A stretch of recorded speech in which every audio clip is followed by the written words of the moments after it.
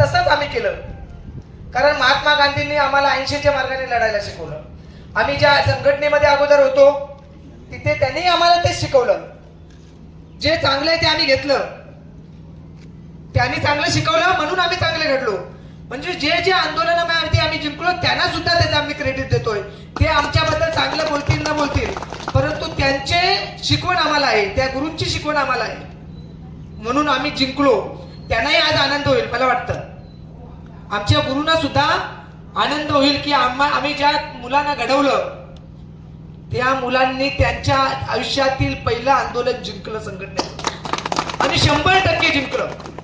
मी तुम्हाला याच्यासाठी विनंती करतोय की तुमच्या आंदोलनाला पाठिंबा द्यायला भिवंडीवरून काही लोक फायदा होतो, आणि जे प्रामाणिकपणे काम करतात त्यांना असे नुकसान म्हणजे अडथळे म्हणजे त्यांच्या वाटेवर येतात. पण आम्हाला प्रमुख भाऊ मिळाले आणि आज परत आम्ही त्यांच्या म्हणजे सोबत आम्ही आज आहेत, प्रमुख भाऊमुळे आहेत. त्याचे मी मनापासून धन्यवाद देते.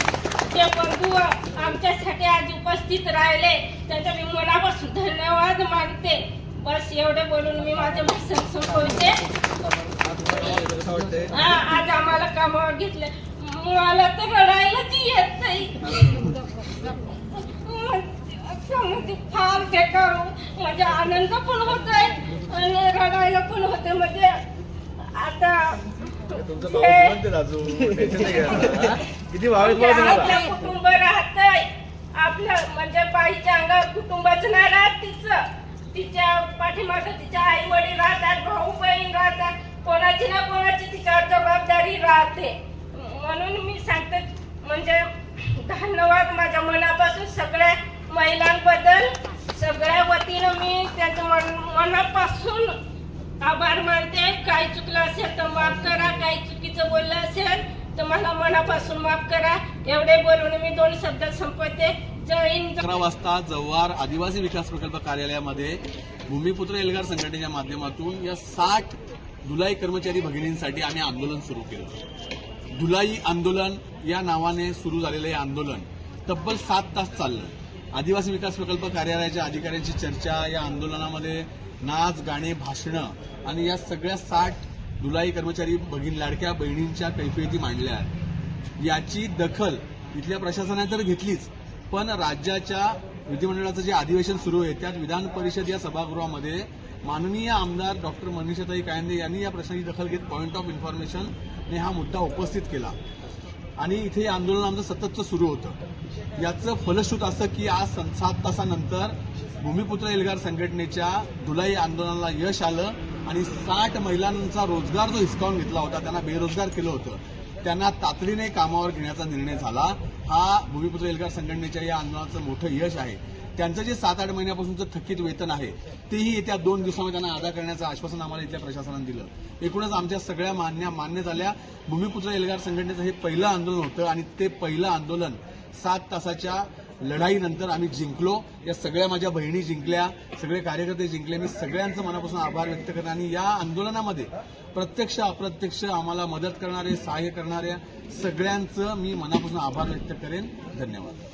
साहेबांनी आमच्या आंदोलनाचं फलित आम्हाला सांगा. सर्वांना नमस्कार. मी सर्वप्रथम दिलगिरी व्यक्त करतो की आपल्याला इथं एवढं उन्हामध्ये येऊन बसावं लागलं, हे सगळं आपल्याला असं मांडावं लागलं. पण प्रशासन आहे, काही गोष्टी थोडासा वेळ लागतो, सगळे निर्णय घ्यायला सारे यंत्रणा असते, त्याच्यामध्ये आम्हाला थोडासा वेळ गेला, पण त्याचं फलित चांगलं निघालं. आणि आम्हाला माननीय आयुक्तालय कार्यालयाकडनं मार्गदर्शन घेतल्यानंतर असं सांगितलं गेलं की आपल्या धुलाई ताईंना त्यांना कंटिन्यू करू द्या, शाळेवर परत जाऊ द्या. भूमिपुत्र एल्गार संघटना जिंदाबाद. आणि दुसरा उद्या सकाळपासून आपण कंटिन्यू गेला ते चालेल. आणि थकीत प्रश्न होता, थकीत वेतनाचा बऱ्यापैकी 5 एप्रिलपर्यंत सर्व निघाले म्हणून माहिती काढली मी. आता जे जून पासूनचं आपलं होतं ते आपलं प्रलंबित होतं, त्याचं पण मी कारण सांगितलं यांना की कशामुळे आम्हाला ते थांबवावं लागलं होतं. तर त्याच्यावर तोडगा निघाला आहे आणि आपल्या त्याच्यासाठी तरतूद पण आली आहे. आता आपण तुम्हाला या 2 दिवसामध्ये आम्ही ते आपल्याला अदा केलं जाईल वेतन.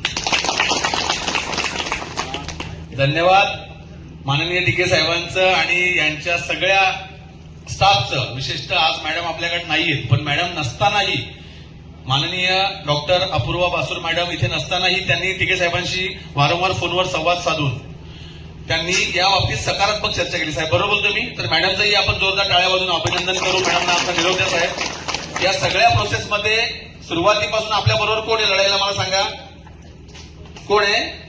ते सगळे, ते पोलीस दादा सगळे, यांचे साहेब असतील, साहेब आपल्या बरोबर आहेत, पुतळे साहेब येऊन गेले, या सगळ्या पोलीस मित्रांचं आपण यावेळेस जोरदार टाळ्या वाजून मनापासून आभार व्यक्त करू. ते आपल्याकडे आपले आदिवासी विकास प्रकल्प जे आम्हाला खिडकीतून बघतात, जे आम्हाला प्रत्यक्ष अप्रत्यक्ष ऐकतात, त्या सगळ्या स्टाफचा आम्ही विनम्रपणे तुमचे सगळ्यांचे आभार मानतो. या लढाईमध्ये तुम्ही आम्हाला सहकार्य केलं, कोऑपरेट केलं आणि या 60 बहिणींना आज तुम्हाला सगळ्यांमुळे न्याय मिळाला. तुमचे सगळ्यांच्या मनापासून आभार मानतो आणि आजचं आंदोलन इथे थांबलं असं मी जाहीर करतो. आपल्या या सगळ्या बातमी आंदोलनाला, आपल्या पाठपुराव्याला पत्रकार महोदयांनी जो पाठिंबा दिला आणि आपल्या सगळ्या वृत्तपत्राने बातम्यांची दखल घेतली, त्या पत्रकार महोदयांचा आभार, सगळ्या मित्रांचा मी आभार मानतो. आणि प्रत्यक्ष अप्रत्यक्ष या आंदोलनामध्ये ज्याने ज्याने आपल्याला हातभार लावला, त्यांचं विधान परिषदेमध्ये आवाज उठवण्यासाठी जी टीम आपली काम करत होती, त्या टीमचं माननीय आमदार मनीषाताई कायंदे यांचं सर्वांचं मी आभार मानून आजचं आंदोलन संपल्याचं जाहीर करतोय. धन्यवाद.